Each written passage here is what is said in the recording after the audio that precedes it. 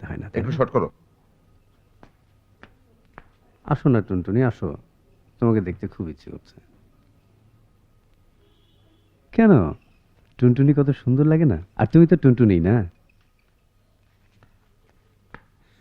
কালকে কি হয়েছে জানো? না থাক, তুমি বলো। তুমি কি যেন বলছিলা? না না।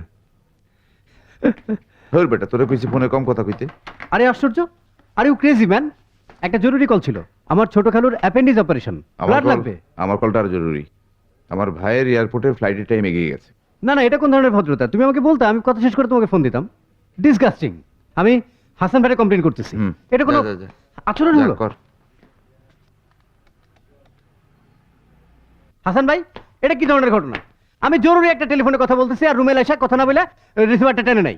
এটা কোনো মানে হয়? আপনি এর একটা কিছু করেন, না হলে কিন্তু আমি আর এই ফ্ল্যাটে থাকবো না বলে দিচ্ছি। ও এই কথা, দাঁড়াও আমি দেখতেছি। বিকাশ পেমেন্টে 10,000 টাকার বেশি অফার, শপিং চলছে তো।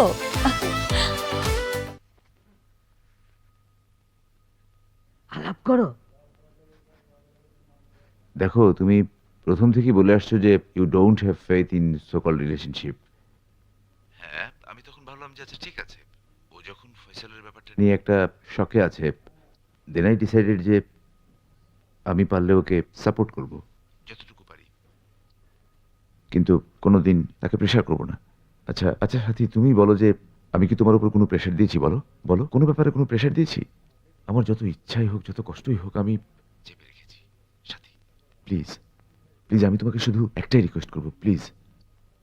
মানে, তোমার যদি কখনো মনে হয় যে তুমি তোমার সিদ্ধান্ত চেঞ্জ করবে, বা এমন যদি হয় যে তুমি কাউকে নিয়ে কোথাও কোনো জায়গায় চলে যাবে, তখন প্লিজ প্লিজ আমাকে নিয়ে যেও।